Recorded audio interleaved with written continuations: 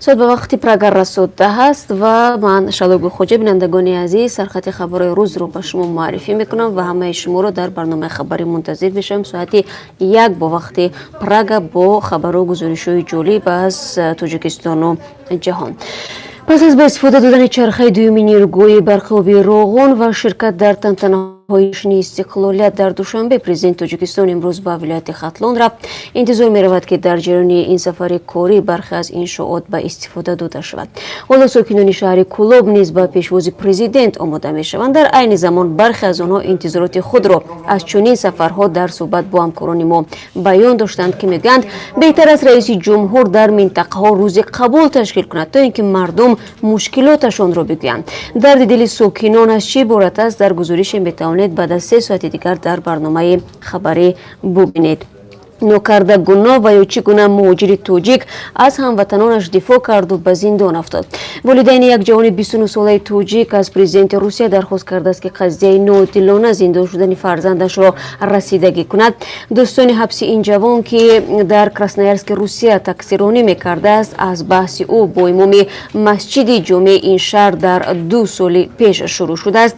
به گفته پیوندان گستاخی این جوان سبب شده است که او را با عیب ساخته تروریسم به چند سال زندان محکوم کنند. تفصیلات این قضیه را که واقعا هم دقت انگیز است در برنامه خبری برایتان پیشنهاد خواهیم کرد. ضمناً در زندان‌های روسیه حدود 10,000 شهروندان تاجیکستان نگهداری می‌شوند و حامیان حقوق به درستی عیب‌نامه‌های مقامات تفتیشاتی روسیه با چشم شبهه می‌نگرند و می‌گویند گاه مفتشان به خاطر به دست آوردن نتیجه و رتبه بلندتر شخصان بیگناه را هم زیر شکنجه مجبور می‌کنند گناه نکرده‌شان را بر دوش بگیرند.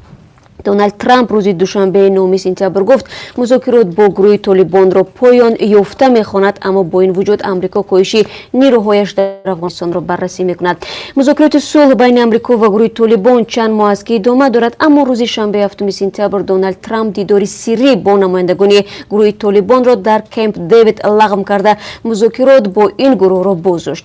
در پی این وزارت امور خارجه آمریکا فرستاده خاص خود برای صلح افغانستان زلمه خلیلزاد را به واشنگتن بازخواند کرد. گروه طالبان به این تصمیم دونالد ترامپ چی میگویند در برنامه برای شما خواهیم گفت. حق به جانب کیست و یا بس یک ساکن دوشنبه با برق تاجیک کارمندان برق این ساکن را به دزدی متهم کردند، ولی او در نوبت خود میگوید که نیروی برق را صرفه‌کارانه استفاده میکند و طلب جریمه هنگفت از او عادلانه نیست.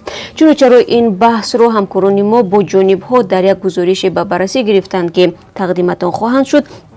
و یک سرباز نیروهای مرزبانی تاجیکستان در پی لطوکوب کهنه سرباز استخوان پیشانیش شکسته است. قربان علی حکیمов ساکن 23 ساله نویه رشت است که خود او میگوید ماه نوامبر سال 2018 با راه ابله به ارتش برده شد و حالا وضعیتش خوب نیست و دیگر نمیتواند خدمتش را ادامه بدهد. همکاران ما با این سرباز لط خورده که حالا در بیمارستان خواب صحبت داشت و تفصیلات را ما در برنامه پیشنهاد شما خواهیم کرد، البته با خبرهای دیگر که فکر میکنم تا 3 ساعت دیگر حتما به دست ما میرسند و ما به سهم شما خواهیم رساند. من همه شما رو در 3 ساعت دیگر در برنامه خبری منتظر میشم در همینجا در بخش مستقیم. تا آن دم روز خوب داشته باشید. برای کار و خدا نگهدار.